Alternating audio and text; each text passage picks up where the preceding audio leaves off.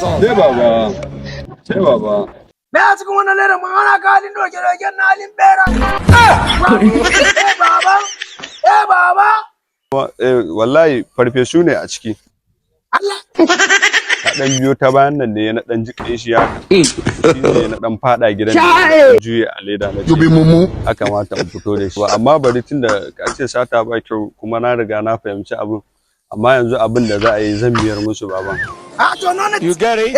shi zuni bi lafiya riga an yi shi. Akan ka kai ko kuma na maka yi umbara. Bara is done and dusted. Sai ka kawo shi nan sai mu dan lashe. Lashe mu bi kyau. Yubi mumu. Ina ga ma ko ba ga ba. Haka ma buga biki zaka ci. Problems always. Bawa? Buka biki kuma baba? Buka biki kuma baba? Aba ni da wahala kuma kai da moriya. Buka biki ina ba zai yi ba. Zan fada baka. Ba sai dai miyar wallahi dai ko kuma ba kai da kafa. Aba buka biki kuma.